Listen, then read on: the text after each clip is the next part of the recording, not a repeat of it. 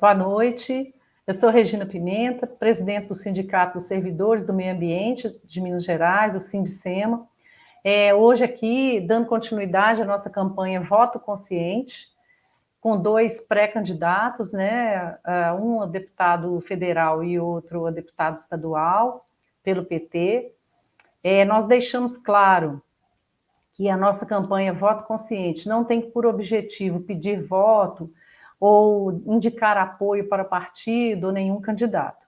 O nosso objetivo é trazer melhorias para o serviço público, para os servidores ativos e aposentados e dar destaque aí aos direitos ambientais. É muito importante nós termos a visão e esse debate com os pré-candidatos para que eles também entendam a importância, a relevância do trabalho que eles vão exercer, né, a partir da eleição de 2022, em todo esse contexto ambiental que nós vivemos aí, com várias visões sobre desastres ambientais provocados por rompimento de barragens, secas prolongadas, enchentes, mudanças climáticas, desmatamentos, queimadas, enfim, vários problemas ambientais que enfrentamos hoje no estado, no país e no planeta. Então, todo esse contexto ambiental tem aumentado a sensibilidade para a sociedade, né? Mas nós precisamos cada vez mais que o legislativo, os candidatos, os pré-candidatos, tenham a noção ampla do seu papel em todo esse contexto. Nosso tema, né, é uma agenda para o meio ambiente, desenvolvimento e sustentabilidade. Hoje nós vamos ter aqui conosco a Luísa Dulce e o Rogério Correia. São dois pré-candidatos que têm já um vasto histórico na vida política do Estado, né? A Luísa, ela é economista, mestre em sociologia, antropologia, doutora em ciências sociais, desenvolvimento e agricultura. Entre 2015 e 2016, ela integrou a equipe do Ministério do Desenvolvimento Agrário do governo Dilma, foi à frente assessora da Juventude Rural, coordenou o Plano Nacional da Juventude e Sucessão Rural junto às organizações populares de juventude do campo, das florestas e das águas. Em 2016, ela compõe o Conselho Curador da Fundação Perseu Abramo. Em 2017, o Coletivo Agrário Nacional Estadual. E em 2019, foi uma das jovens selecionadas para o Encontro da Economia de Francisco e Clara, convocado pelo Papa Francisco. E desde então ela se dedica à construção da Vila Agricultura e Justiça junto aos jovens de diversos países. Em 2020 foi pré-candidata à Prefeitura de BH, pelo PT também, e à época apresentou um programa que hoje é o Movimento Bem Viver Minas Gerais. Então, a Luísa já é nossa conhecida, a gente já acompanha essa trajetória, já nos encontramos com ela na sua pré-candidatura, já conversamos sobre perspectivas, expectativas do servidor do meio ambiente hoje, né? Então, nós vamos conversar muito com ela hoje. Temos também o deputado Rogério Correia, que ele é professor de Física e Matemática, né? Ele já teve 3 legislaturas em 1999, 2003 e 2011, foi vereador de Belo Horizonte por 3 mandatos, foi delegado regional do Ministério do Desenvolvimento Agrário, entre julho de 2007 e julho de 2010, tornou em seguida secretário dos Movimentos Populares. Ele é fundador, né, do Sindicato Único dos Trabalhadores da Educação, o SINDUT, e integrou a primeira executiva da Central Única dos Trabalhadores nas principais regiões de atuação política. O deputado Rogério, ele assume em 2015 o seu 4º mandato. Ele faz parte do líder do Bloco de Minas Sem Censura e também idealizador da lei Propiqui, pela criação de uma política de incentivo à comercialização, ao cultivo e ao consumo do piqui e seus derivados. Então, o deputado Rogério Corrêa também é conhecido de todos nós. Muitos servidores do Cisema o elogiam pela sua postura de defesa do serviço público, aí nas campanhas junto à Câmara dos Deputados, contra a reforma administrativa, junto aqui aos sindicatos mineiros contra a implementação do regime de recuperação fiscal. Nós vamos conversar com ele também. Ele está agora na Casa dos Jornalistas, em uma reunião, mas a gente vai começando a conversar com a Luísa e ele entrará em breve. Por favor, Luísa. Boa noite, Regina. Boa noite a todos que nos acompanham. Muito obrigada, viu, Luísa, por ter aceitado esse convite para vir para esse debate junto com o servidor do meio ambiente, com toda a sociedade, porque essa campanha Voto Consciente fica disponível na nossa base do YouTube e todos vão assistindo e visualizando ao longo do tempo, e é muito compartilhado também.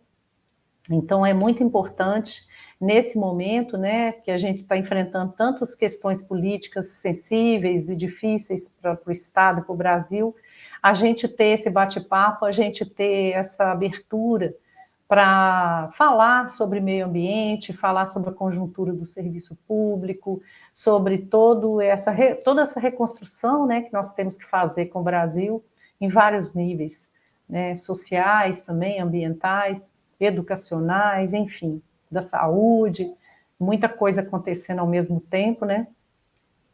E aí, Luísa, eu queria que você falasse um pouquinho para nós, se apresentasse, falasse da sua expectativa com essa eleição de 2022, com seu novo mandato, como que você vê a reestruturação e fortalecimento hoje do sistema de meio ambiente do Estado?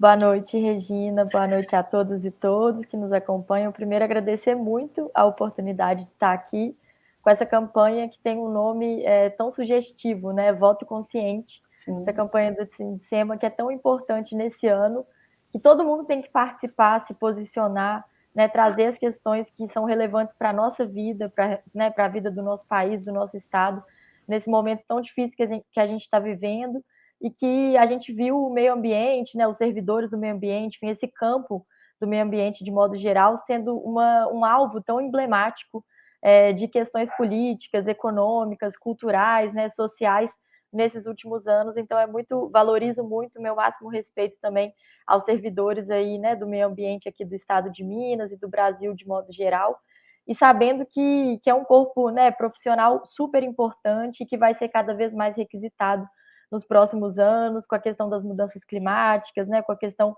de tantas crises e transformações que a gente vem vivendo aí no Brasil e no mundo, e precisamos valorizar não apenas, né, esse conjunto de servidores, mas como aumentar e criar as condições de trabalho, né, para essas pessoas. Então, eu acho que esse é o ponto de partida aqui da nossa conversa, né, saber que a gente precisa valorizar demais esse corpo de servidores e o trabalho que vem sendo feito, criar as condições para que esse trabalho seja feito, né, de forma profissional, e proteger esses trabalhadores, enfim, pensar nas questões dos direitos e também no próprio território de atuação.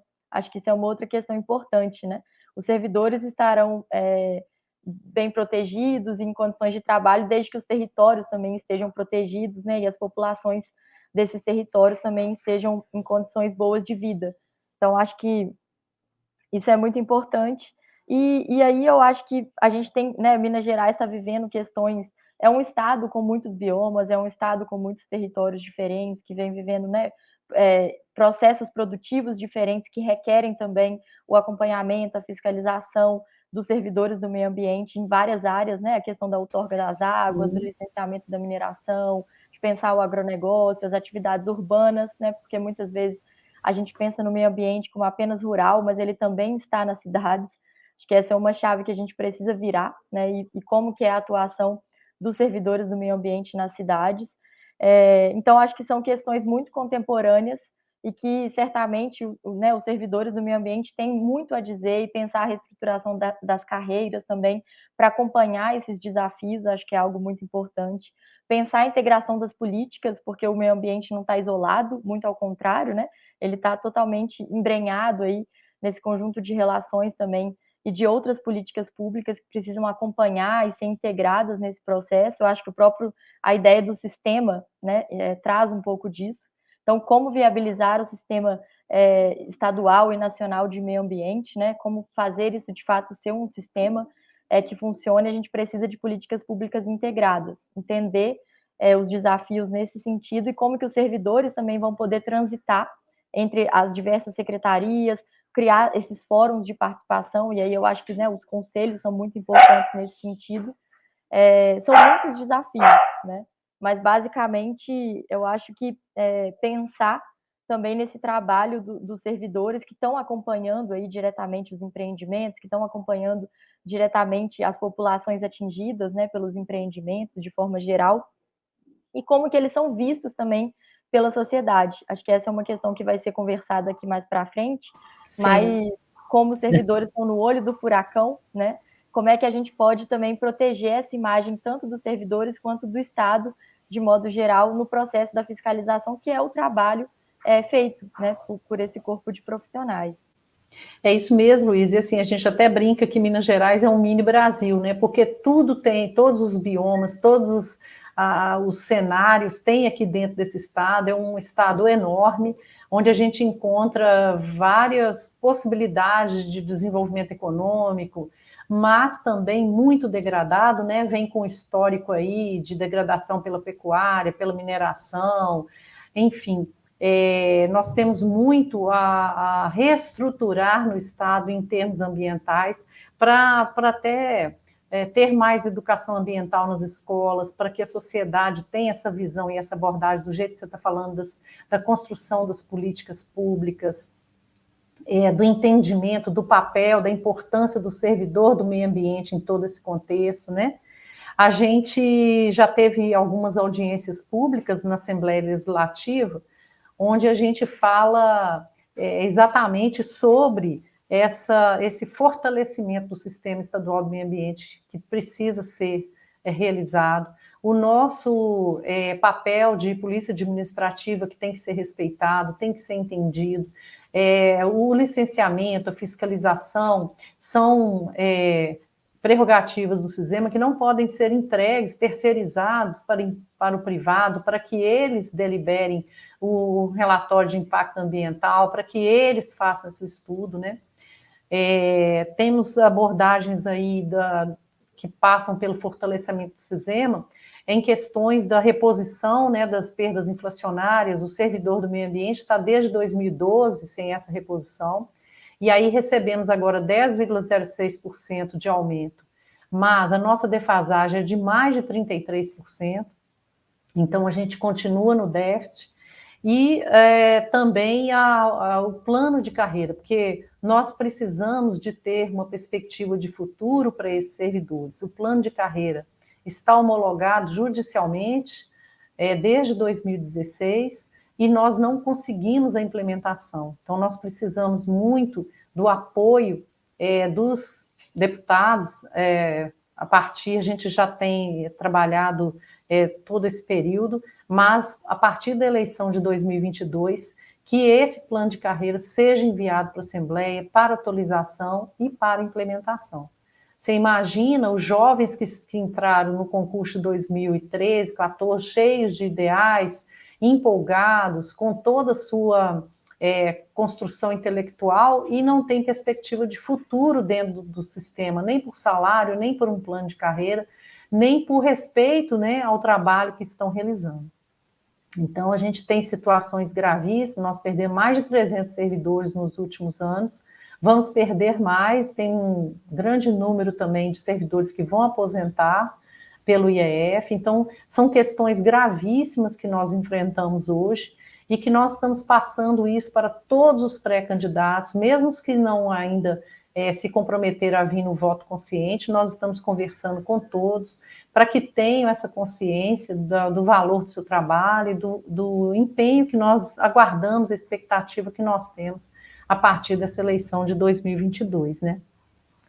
Nós também, não sei se você está a par, assim, que como é importante também pegar esse quadro de técnicos e chegar à administração mais alta, a níveis de chefia, né, em vez de fazerem contratos, então terceirizar essas funções. Como que você vê esse fortalecimento do Cisema? O que você acha? Super importante, Regina. Você comentou mais cedo que eu trabalhei no Ministério do Desenvolvimento Agrário, lá em Brasília, Sim. e ele era um ministério, ele foi um ministério extinto, né, pelo Temer, no primeiro dia do Temer como presidente interino, lá no dia 12 de maio de 2016, mas era um ministério relativamente pequeno. E o mais grave é que ele vivia muito de consultorias, né? Boa parte dos técnicos do ministério eram consultores.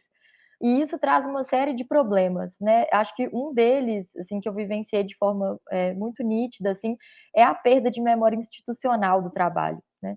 Os consultores são contratados para um trabalho eventual, um trabalho temporário, e de lá saem e essa memória é perdida, né? A gente não está treinando uma pessoa que vai ficar durante muitos anos acompanhando aquela área de trabalho, e acho que isso é muito grave. Quando você coloca, né, essa dificuldade de implementar um plano de carreira, de atualização inflacionária, né, dos salários, enfim, e mesmo não apenas só atualização inflacionária, mas de aumento mesmo, né, dos salários dos servidores, a gente vai afastando, principalmente os jovens profissionais, da carreira pública.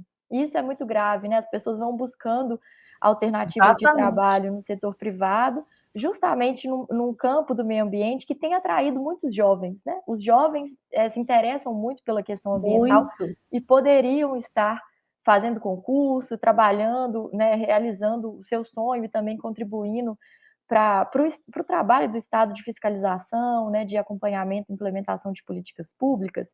E, ao contrário, né, enquanto na base dos servidores a gente vê pessoas que são cada vez mais desinteressadas e não respeitadas no seu trabalho, a gente vivencia, né, acho que vocês vivem isso muito de perto, nos altos escalões, o que a gente chama da porta giratória, né?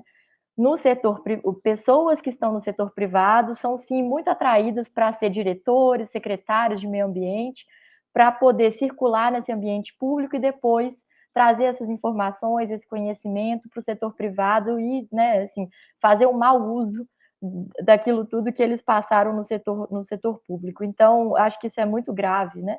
Esse descompasso que a gente vê entre a valorização dos servidores do corpo profissional no campo, né, dos diretores, dos secretários, um outro tipo de tratamento que eu acho que só contribui para a desvalorização mesmo desse trabalho, né, para a destruição do meio ambiente, que é algo que não condiz com a proteção dos bens públicos, com a preservação da natureza, né? Então, acho que é uma questão muito importante valorizar esses servidores, tendo em vista mesmo, né, a proteção dos bens comuns, que eu acho que é o que a gente busca em última instância. Sim, e a Secretaria do Meio Ambiente é uma secretaria arrecadadora, ela tem recursos, né? E esse impacto financeiro para a implementação desse plano de carreira foi calculado, 0,35% da arrecadação, então os próprios servidores estão pagando muitas vezes por esse plano de carreira, pelo reenquadramento, reposicionamento dos servidores, né?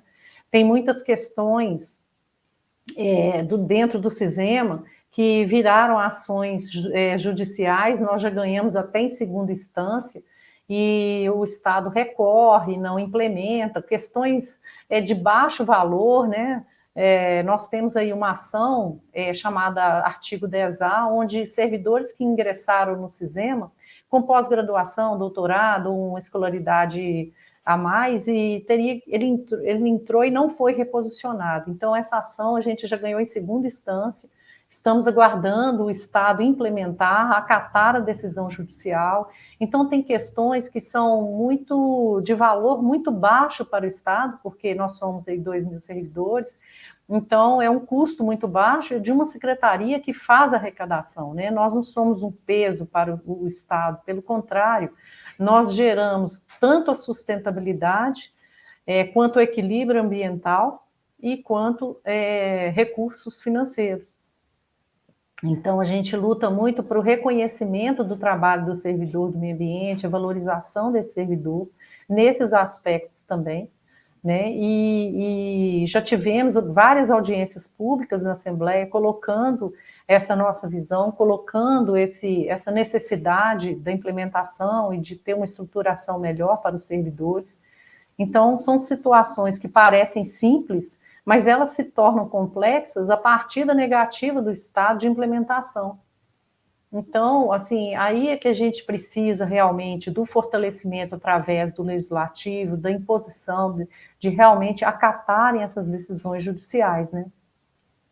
Super importante, Regina, posso fazer aqui um comentário? Sim, Você colocar essa questão do meio ambiente como também uma fonte de arrecadação, porque a gente está numa discussão aí do regime de recuperação fiscal, da dívida do Estado, e em geral a gente só fala das dívidas pelo meio do gasto, né? Mas a gente não pensa nas possibilidades de arrecadação e de receita.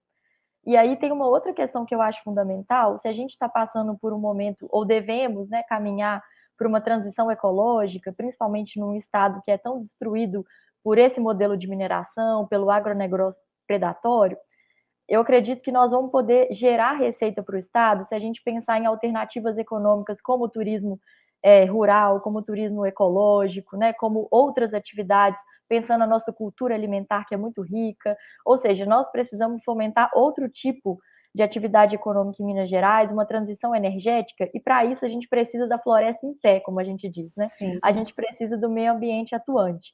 Então, a atuação e a fiscalização do corpo dos servidores do meio ambiente vão permitir também que a gente tenha outras fontes de arrecadação, com outros impostos que vão ser arrecadados por esse conjunto de atividades. Se a gente apenas destruir o meio ambiente, essas outras atividades também não vão poder acontecer. Então, eu acho que tem uma visão prospectiva, né, da importância desse campo de preservação do meio ambiente e de pensar né, a Secretaria de Meio Ambiente também como fonte de arrecadação, que a gente ver ali na frente, né? Não é nem lá na frente, é logo ali. Como que a gente precisa disso funcionando, né, para até fomentar e garantir a sustentabilidade financeira do Estado. É muito interessante você tocar nesse assunto, porque o pessoal do agronegócio, da agricultura aqui de Minas, agricultores fortes aí no mercado, nos procuraram, né, para um debate com o IEF sobre questões para eles entenderem sobre reserva legal, se ela poderia ser relocada fora da propriedade para expansão, sobre outorgas, sobre o tempo que leva para fazer esses licenciamentos e a fiscalização rural, e como que isso poderia ser fomentado e ter esse entendimento dentro do Estado para que os dois atinjam um equilíbrio de desenvolvimento. Por quê?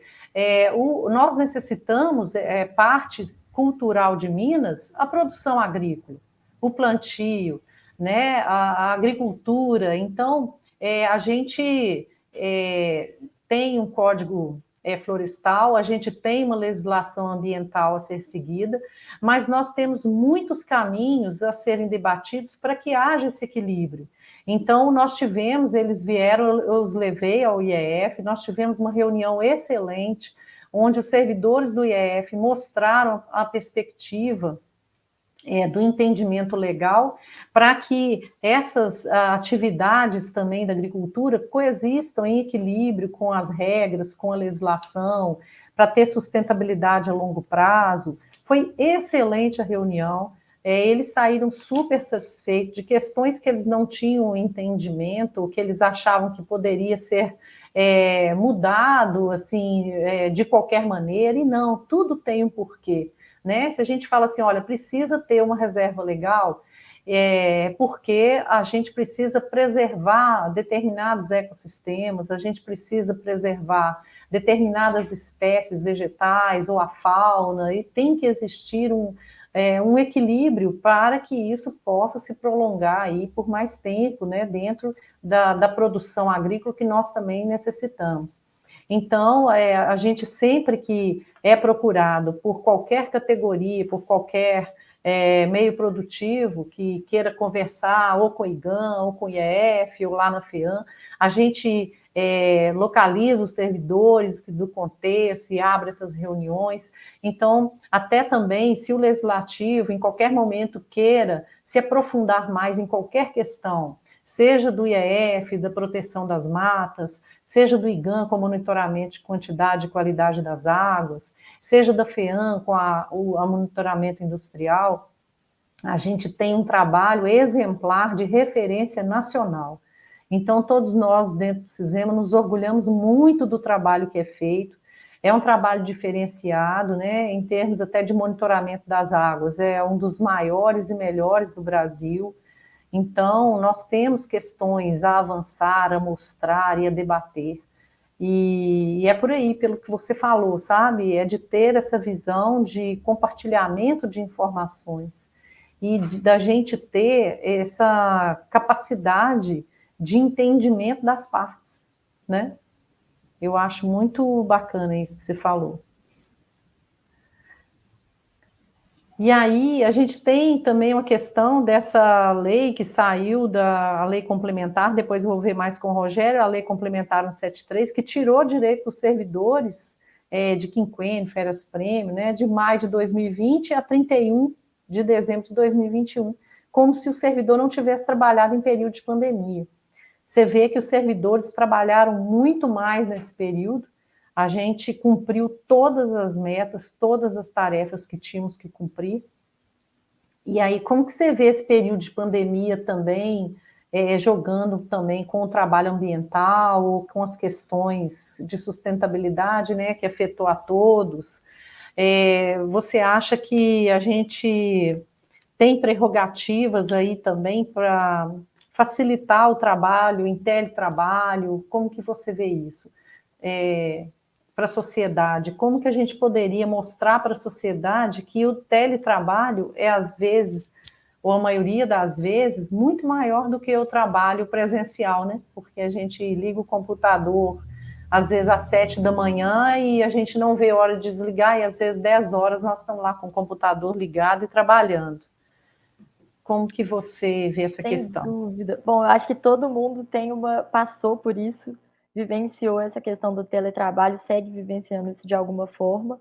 E é muito bom a gente pensar essa questão de forma mais ampla, né? O que tem sido as tentativas assim, de ataque aos direitos dos trabalhadores a partir da reforma administrativa e aproveitamento também desse contexto de pandemia para talvez, em muitos momentos, dizer que o trabalhador, né, não precisa estar no ambiente de trabalho coletivo, pode fazer o trabalho de casa, dar conta, né? Inclusive, a gente pensar o que requer desse trabalhador, dessa trabalhadora trabalhar de casa, né? Com o tipo de equipamento, acesso à internet, a condição que muitas vezes não é provida, né? Isso não está no salário, não tem uma previsão no Exatamente, salário para esse tipo de gasto, um né? investimento extra, né? Um investimento extra, exatamente. E a gente perde o que acho que é muito rico, que é o trabalho coletivo em si, né? Você está sozinho, você não tem com quem compartilhar as dúvidas, não tem com quem fazer, né, discutir a questão do seu trabalho, é um senso de isolamento muito grande, que eu acho que a longo prazo, né, médio e longo prazo, traz muitos problemas que a gente talvez ainda não consiga medir, né? Então, eu valorizo muito essa possibilidade da gente poder se encontrar e estar juntos, né? Eu acho que é muito importante, porque quando você também esvazia o próprio prédio mesmo, né? Físico ali, onde estão os servidores, eu acho que é um passo para você depois dizer que esses servidores já não são mais necessários, que a gente pode contratar terceirizados, que determinados trabalhos, inclusive, né, são dispensáveis. Então, pensar os efeitos disso, os desdobramentos disso, né? Muito, e justamente quando a gente está, que eu comecei dizendo, nós estamos num mundo que vai cada vez mais precisar de servidores na área do meio ambiente, seja pelas mudanças climáticas, seja pelo avanço, né, do que chamam aí da economia verde, nós vamos precisar de trabalhadores fiscalizando, né, essas iniciativas. Ou quando a gente discute o licenciamento ambiental, a gente sabe dos problemas do que é você contratar uma consultoria para fazer um EIA-RIMA, por que não ter servidores para fazer, né, esses estudos de impacto ambiental? Então, acho que a gente precisa ir na contramão do que está sendo colocado do teletrabalho, né? Principalmente no meio ambiente, mas eu acho que em muitas outras áreas, Os servidores precisam ir a campo, precisam conhecer os territórios onde estão atuando, conhecer as populações que estão sendo afetadas pelos empreendimentos que estão sendo acompanhados, né, pelas políticas públicas. Então, acho que muito ao contrário. É possível. Agora, a questão é como garantir uma qualidade de vida, né? E nas relações de trabalho. Talvez a gente precise caminhar para uma redução da jornada. Não sei se é compatível termos uma jornada de 8 horas, mas talvez pensar a jornada de 6 horas, porque muita gente passa, de fato, muitas horas no trânsito até chegar ao trabalho, mas não é redução de jornada, claro, sem redução de salários, né? Eu acho que essa poderia ser, talvez, caminhar nesse sentido, mas não no sentido de, né, enfim, avançar no teletrabalho. Eu acho que, ao contrário, a gente precisa valorizar, inclusive, no âmbito sindical, a gente sabe que o esvaziamento desse encontro, né, dessa relação coletiva, é muito prejudicial, até para a organização dos trabalhadores. Então, sinto que existem benefícios que podem ser incorporados, da gente fazer uma live, da gente fazer uma reunião com servidores de outros estados, de outras secretarias, que isso pode sim ocorrer, né? Mas com muito cuidado, porque os desdobramentos podem ser muito fatais para a categoria e para a sociedade de modo geral, né? Sim, aqui no Cisema a gente tem áreas específicas que tiveram de se manter presenciais, né? Então fizeram rodízio, a área de fiscalização, a área mesmo de licenciamento, porque tem que ir a campo, tem que ter essas reuniões presenciais, tem que avaliar, né, as questões ambientais ali, presenciais. Então a gente manteve isso, né? A área administrativa é que ficou em peso, mais em teletrabalho no auge da pandemia, e depois retornar, e hoje o Cisema ele tem um teletrabalho parcial. Os servidores têm que ir presencial em alguns dias da semana, e a gente conseguiu aí, a duras penas, passar por todo esse processo de pandemia que afetou a todos nós também, dentro do Cisema, vários servidores adoeceram também. Então, tem questões que eu acho que ficam muito encobertas para a sociedade, para entender a fundo como foi feito isso em termos de pandemia, né? E depois que surge uma lei dessa que corta benefício, a sociedade pensa assim, é mesmo, eles não ficaram fazendo nada na pandemia, então pode cortar isso. E isso prejudicou muito, porque assim, tem os servidores que estavam aguardando isso para os quinquênios, as férias prêmio e outros benefícios para aposentar, e perderam, e agora eles têm que aguardar mais, né, todo esse período para poder ser reconhecidos os seus direitos.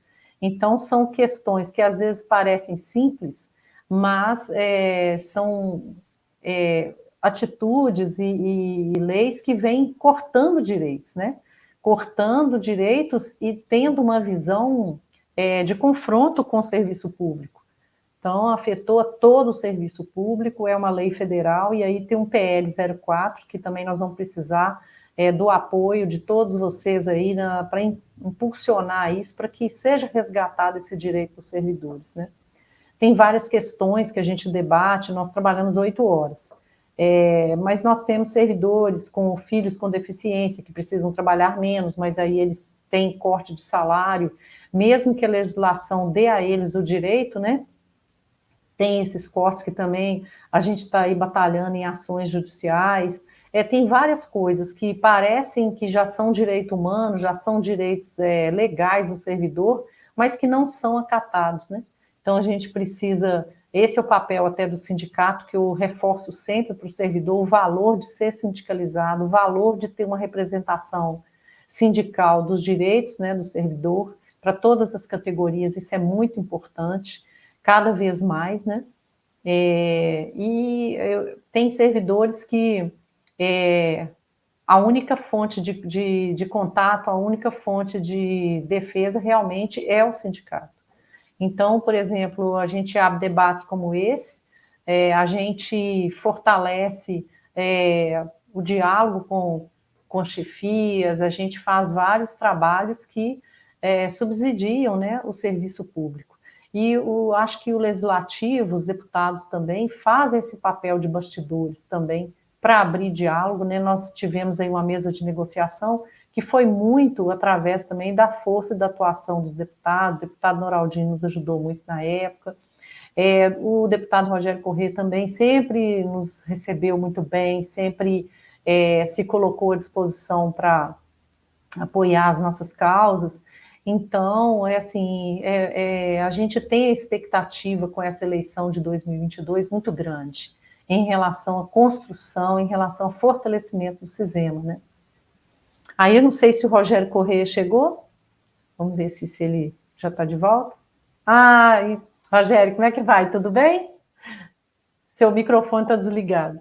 Tudo bem, Regina? Boa noite. Nós já estamos começando aqui como duas mulheres. Duas guerreiras combativas. Então, prazer, viu, Regina? Obrigado pelo convite, Luísa Dulce.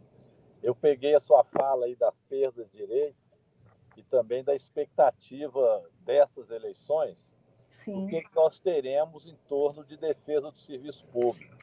Isso. Então, Regina, eu concordo absolutamente com você. Esse é um tema central nessas eleições. O que nós vimos agora, tanto no governo Bolsonaro quanto no governo Zema, foi uma visão, que a gente chama de visão, no caso do Zema, e também do Bolsonaro, de ultraliberal, porque tem o Paulo Guedes por trás, que é uma visão de que o serviço público ele é algo secundário. O que vale é a iniciativa privada e o mercado. Quando o Bolsonaro mandou lá para a Câmara Federal aquela PEC 32, da chamada reforma administrativa, que na verdade era a privatização da prestação de serviço, ele incluiu um termo, vocês se lembram, que ele chamava o serviço público subsidiário. Sim. Ou seja, ele não era essencial, ele era subsidiário. O fundamental era a prestação pela iniciativa privada do serviço. E o Estado seria apenas subsidiário disso, ou seja, secundário. Então, você imagina no caso do meio ambiente. Se ao invés de nós termos um serviço público forte, que garanta a legislação ambiental, a fiscalização, a aplicação, né, das políticas públicas, no caso da educação, da saúde e assim por diante, o mercado ser predominante e o Estado se abster desse processo apenas de forma subsidiária ou complementar, nós teremos um país como o Brasil, tão grande, tão desigual, piorando ainda mais para os mais pobres, porque ficarão sem a prestação do serviço público em sua essencialidade. Felizmente, essa PEC eles não conseguiram aprovar. Mas, Regina e Luísa, toda vez tem ameaça do presidente Arthur Lira, que é um entusiasta dessa PEC. Isso que eu queria saber, se ela ainda tem possibilidade de ser implementada, Rogério, o que você acha? Esse é que é o risco. Essa PEC ela foi aprovada na comissão especial, mas ela foi aprovada com um texto tão ruim que, no período eleitoral, os deputados, em sua maioria, não tiveram sequer coragem de colocá-la em votação e avisaram que não votariam.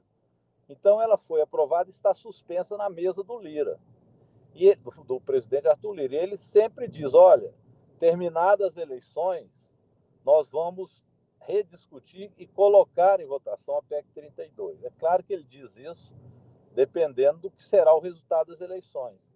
Então, se o Bolsonaro ganha a eleição, Deus que nos livre, isso não vai acontecer, e se o Centrão faz maioria, é evidente que eles vão voltar com essa política, que é a política ultraliberal do desmanche do serviço público.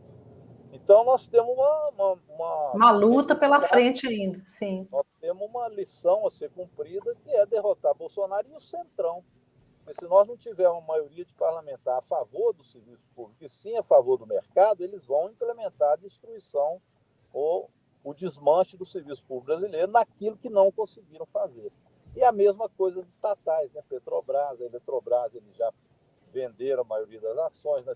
Está na fila Correios, Metrô, e aí entra aqui em Minas, CEMIG, Copasa e assim por diante. Então, todo o serviço público está na mira deles no sentido de ser substituído pela lei do mercado, que é a lei do lucro. É isso que a gente estava comentando aqui, Rogério, como que é importante a sociedade também entender o valor do serviço público, porque o servidor, entra governo, sai governo, ele está no seu trabalho, ele tem uma continuidade, ele tem um entendimento regional muito grande, ele é um verdadeiro arquivo de dados, que ele vai acumulando ao longo da sua vida e de conhecimentos, né? Tem servidor que fica mais de 40 anos, né, na sua posição, adquirindo ali o conhecimento, estudando e aprofundando. Em outros países, a gente vê que as instituições e esses servidores do meio ambiente, eles são chamados para as mesas de debate, onde eles subsidiam a modernização da legislação, a implementação de melhorias para o meio ambiente, seja para o Estado, seja para o país. Eles são o banco de dados, eles são as informações criadas e geradas ao longo do tempo, né? A gente vê que aqui no Brasil é muito difícil, porque a sociedade não tem esse entendimento.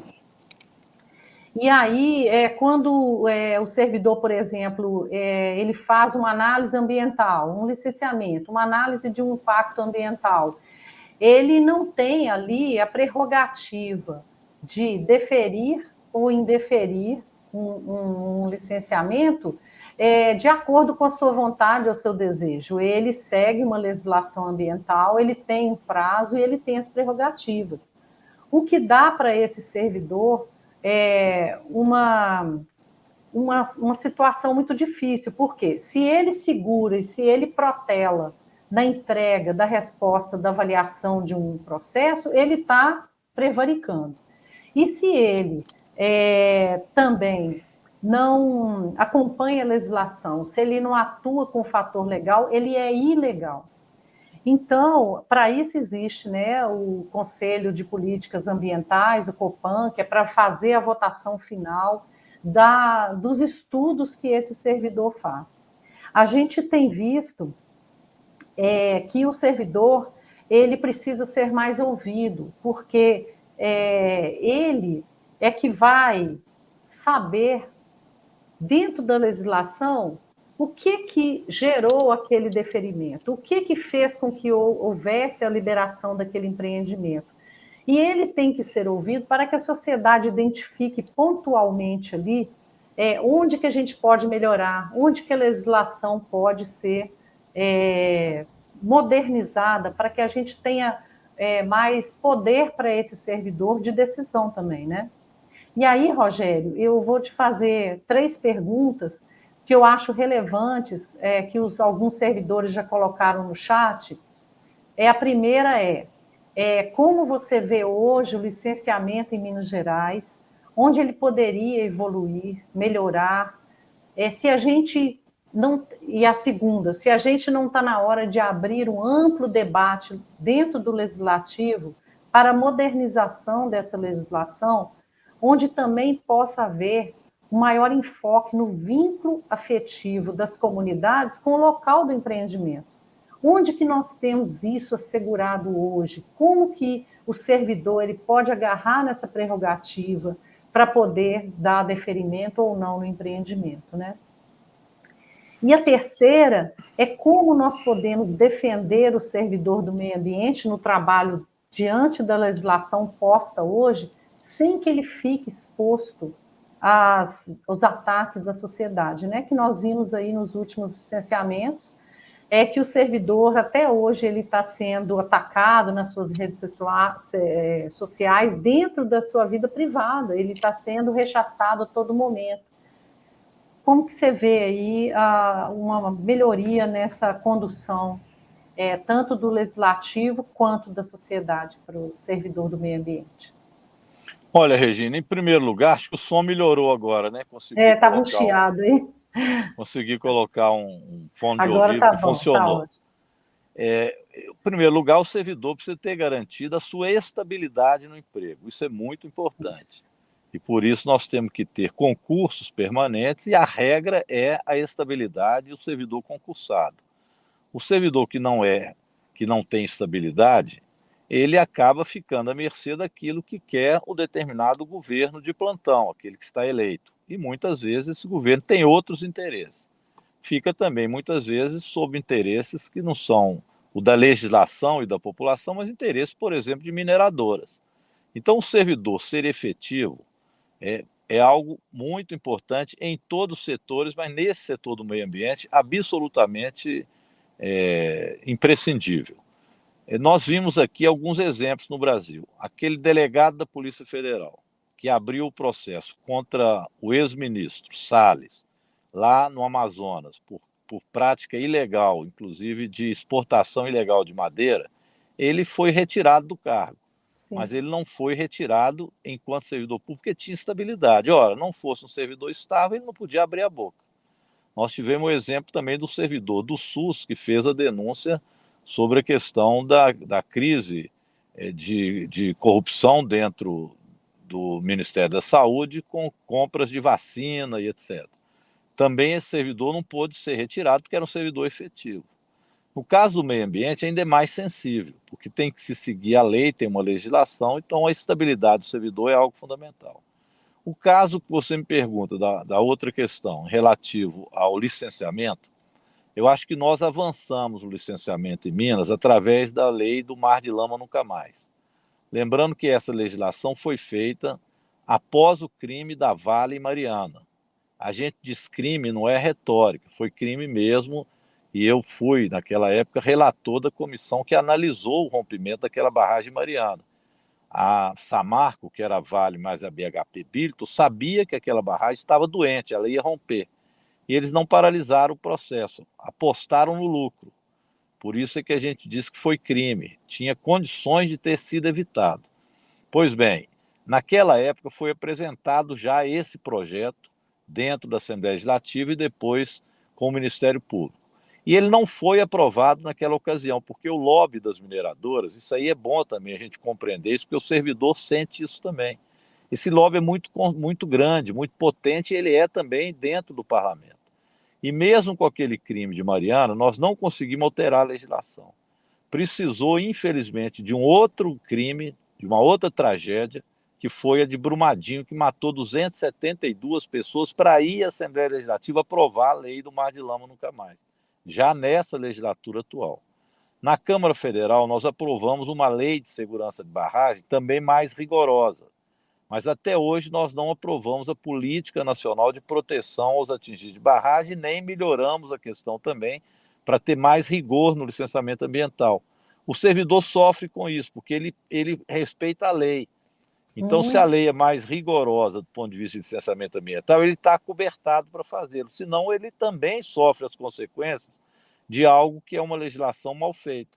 Então, essa legislação precisa ser, de fato, aprimorada em favor das comunidades, em favor do meio ambiente. Então, nós precisamos aprofundar essa legislação em favor repito, do meio ambiente e da sociedade. Agora, a pressão das mineradoras é grande. O processo de melhorar a legislação de licenciamento ambiental no Congresso Nacional, ela, ao contrário, tem lá em curso uma legislação mais permissiva às mineradoras, inclusive para minerar em terra indígena. Isso tem avançado lá, ou seja, depois do crime de Brumadinho, que nós tivemos um maior rigor e conseguimos aprovar algumas leis, as mineradoras retomam para dentro do parlamento com a sua ofensiva de lobby. Então, tudo isso tem influência em todo esse setor que vocês militam. Sim. Agora, os servidores precisam, e são aliados nossos, na compreensão e na defesa desta causa ambiental. O caso aqui de Minas, da Serra do Curral, é patente. Não se pode ter uma decisão que seja também meramente a decisão do que está no corpo da legislação. Ali cabe uma decisão política. É crível que uma serra, como a Serra do Curral, seja minerada, sendo ela um cartão postal de Belo Horizonte, sendo ela nas barbas da capital dos mineiros e mineiras? Não. Então, neste caso, por exemplo... Se tivesse o tombamento, né, Rogério, a gente nem estaria aqui falando de toda essa desconstrução que houve, né, dentro da sociedade, junto às comunidades, envolvendo os servidores. O tombamento já deveria ter acontecido há muito tempo, né? Exatamente, a legislação mais rigorosa. E o Copan precisa de compreender também, porque ele é um órgão técnico, mas é político. A grande maioria que está lá são indicados do governo. O Copan precisa de fazer uma reavaliação daquilo e avaliar se é correto fazer isso ou não, não apenas do ponto de vista, neste caso, legislativo, porque o Copan tem também uma opinião política formada a respeito disso. Nós, inclusive, fizemos um recurso para que o Copan reúna. E, infelizmente, o governo não permite a reunião do Copan, porque ele também tem predomínio sobre a sua composição. Então, isso acaba influenciando negativamente no próprio servidor público, que fica ele apertado, sendo que ele não é o culpado dessa legislação e dessas forças que atuam numa questão tão sensível como essa. Isso, e isso tudo acho que falta também abertura para a sociedade. Nós já tivemos em várias audiências públicas na Assembleia. Eu acho muito importante, os deputados, eles sempre abrem essa porta para que a gente possa ir lá expor isso, expor a dificuldade do servidor do meio ambiente hoje, para a implementação do seu plano de carreira, para a recomposição do seu salário, né, que está aí defasado desde 2012. Tem questões que não saem à luz também para a sociedade, da dificuldade do servidor hoje dentro do Cisema, a falta de fortalecimento do Cisema, né, para ter um bom plano de carreira, uma perspectiva de futuro para esse servidor. Os jovens, eles ingressam no Cisema cheio de ideais, cheio de vontade de trabalhar, de fazer melhorias, e eles não têm esse subsídio, eles não têm uma perspectiva de futuro, nem de salário, nem de reconhecimento por um plano de carreira. Então, são coisas que vão desestruturando e vários servidores estão abandonando o Cisema pela pressão social que é incorreta, porque não tem a visão do todo, por uma falta de perspectiva de futuro. Então, isso desconstrói e enfraquece todo o sistema de meio ambiente do Estado, que realiza um trabalho de referência nacional. Tanto o IGAM, quanto o EF, quanto a FEAM, nós temos trabalho de grande relevância no Estado e no país, nós somos referência para monitoramento da qualidade das águas, somos referência de unidade de conservação, do Bolsa Verde, várias estruturas criadas dentro do Estado que são de grande valor. E falta essa valorização. Então, eu estava falando com a Luísa, assim, a expectativa do servidor do meio ambiente para a eleição de 2022 é enorme, para que eles sejam reconhecidos nesse poder de polícia administrativa, nesse poder do enfrentamento às dificuldades ambientais, no diálogo com as diversas atividades, nós conversamos aqui também, do agronegócio, das mineradoras, seja o que for, nós somos subsídio, nós não somos pedra no sapato nem empecilho. Nós estamos promovendo a sustentabilidade para que essas atividades elas ocorram ao longo de muito mais tempo. Então, a gente tem que pensar que os recursos naturais eles são finitos e que é preciso esse monitoramento e esse acompanhamento do servidor do meio ambiente. Então, isso também é importante que todos os pré-candidatos tenham essa visão, né? Você já está nesse contexto, nessa luta há muito tempo, você já conhece bastante desse cenário, né? E a gente está falando isso com todos, para que a gente tenha esse retorno do legislativo para o enfrentamento das dificuldades do Cisema. É muito importante termos isso fortalecido, termos o reconhecimento do servidor do meio ambiente, e é por isso que estamos aqui com esse voto consciente, e com vocês que têm todo esse trabalho para mostrar e para falar, né? E é igual que a gente está analisando o regime de recuperação fiscal, que eu queria que você falasse também. Isso que eu ia falar, que a Luísa está aí, vai ser nossa candidata agora, pré-candidata a deputada estadual. Maravilhosa, E já entra com a missão de combater esse regime de recuperação fiscal. Isso que eu queria falar com você. O que você acha que vai acontecer com isso? Porque nós estamos simplesmente apavorados com a perspectiva. Eu acho que, em primeiro lugar, nós vamos derrotar o Zema, então vamos ficar livres do regime de recuperação fiscal, é o que eu espero. É mais do que necessário. Eu tenho dito que se ele ficar mais um mandato, ele acaba com o serviço público também, viu? Porque esse regime de recuperação fiscal, ele vai paralisar o serviço público como um todo. Então não é só o problema de não ter reajuste. Ele também não tem concurso, então você já tem a falta de servidores, que é muito grande na estrutura. Aliás, outra coisa a cobrar dele, Luísa, é que existe uma lei que foi feita na mesma época que se fez a lei do Mar de Lama Nunca Mais, que é toda a taxa minerária, ela tem que ir para o Cisema. Isso tem, inclusive, ter uma fiscalização, porque não está indo. Daria para que vocês tivessem um plano de carreira muito melhor. Ele está infringindo a lei. Essas foram 3 leis na época. Mar de Lama Nunca Mais, a taxa minerária ir toda para o Cisema, e a terceira, que é a PEAB, a Política Estadual dos Atingidos de Barragem. Essas leis têm sido desrespeitadas. Então, eu acho que julgar a culpa no servidor público, neste caso do Zema, é acenar que o mercado faz tudo o que quiser, mas uma área tão sensível igual a essa, o mercado tem que estar fiscalizado. O papel do Estado é dar condições de que essas leis e o rigor da legislação para aquilo que, de certa forma, ela é ofensiva ao meio ambiente, a fiscalização tem que ser grande, o Estado tem que ser forte nessa fiscalização e não fraco. Então, quando você enfraquece o Estado, você enfraquece a fiscalização.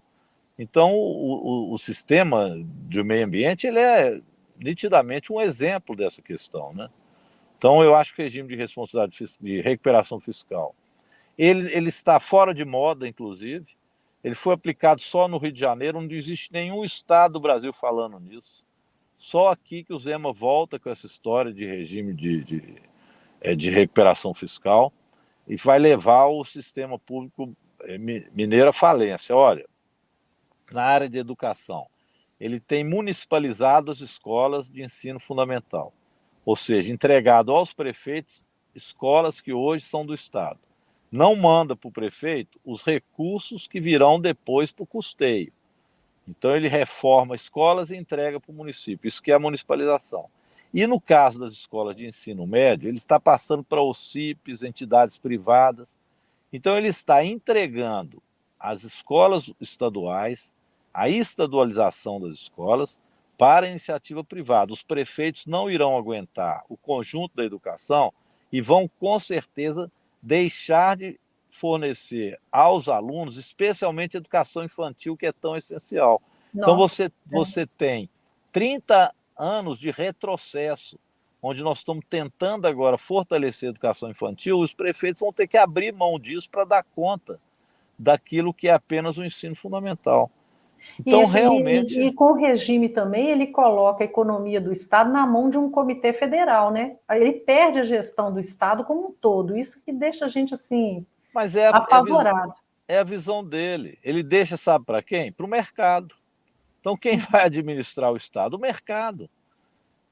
O problema é que o mercado não dá conta, especialmente daqueles setores mais críticos, que são as áreas mais pobres. Então, se você não tem o Estado nas vilas, nas favelas, nas regiões mais carentes, quem vai entrar lá para administrar? Exatamente. Aí fortalece as milícias, o tráfico, né? Você não tem a presença daquilo que é para fazer uma política de igualdade social. E é também a previsão de 9 anos de congelamento. Se nós já estamos com os piores salários do país, para todas as categorias, né? Educação, saúde, meio ambiente, são os piores salários. E aí, mais 9 anos de congelamento, sem a reposição, porque nós recebemos 10,06%, que não chegou perto, nós estamos defasados em mais de 33%. Então, assim, realmente é a ruína de todo o serviço público que vai refletir para a sociedade, né? A sociedade, eu acho que não tem conhecimento. Nós vamos fazer um movimento sindical agora, nós temos uma plenária sindical em Minas, dia 19, e estamos pensando na paralisação do serviço público aqui, dia 5/8, para a gente realmente, mesmo com a liberação do STF para a implementação do regime de recuperação fiscal em Minas, a gente mostrar o nosso descontentamento, a nossa preocupação, o nosso real desespero com a implementação do regime de recuperação fiscal em Minas, né? É bem grave, porque nós já estamos no fundo do poço.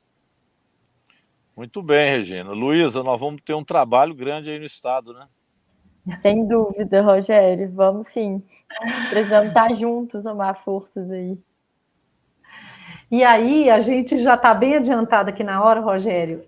A gente tinha falado com a Luísa, a gente tem uma carta compromisso que nós enviamos para vocês, onde tem também a relevância da implementação do nosso plano de carreira, melhoria das nossas condições de trabalho, fortalecimento do sistema, que é tudo isso que nós conversamos aqui. E gostaria de saber de vocês, se vocês assumem esse compromisso conosco. Claro. Sim. Sem dúvida, a carta, a minha já está aqui assinada. Ai, maravilha, envia para a gente, parabéns, obrigada, Luísa. Rogério, manda a sua carta para a gente aqui, que nós estamos fazendo um arquivo.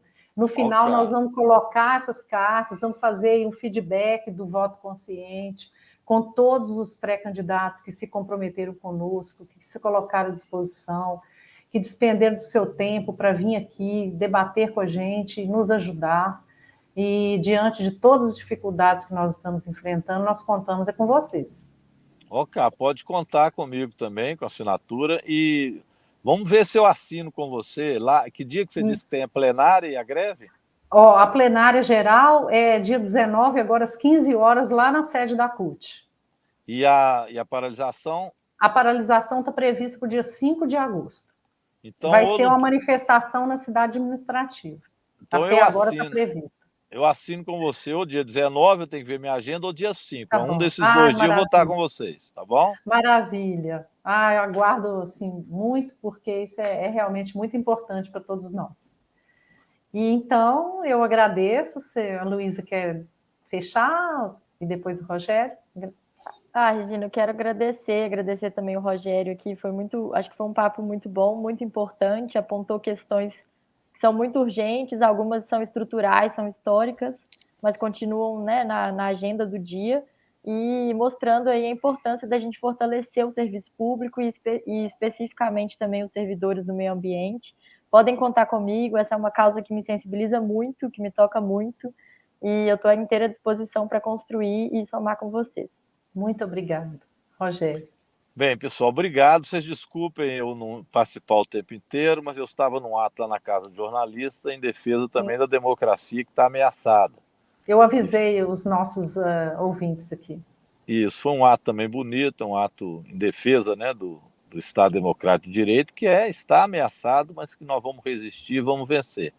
E também o nosso compromisso com a questão ambiental cada vez maior, e a gente vai compreendendo cada vez mais essa necessidade. Parabenizar a Luísa, que é essa jovem, guerreira, mulher, que com certeza na Assembleia Legislativa vai fazer diferença com toda essa garra que ela trabalha, as ideias, o programa.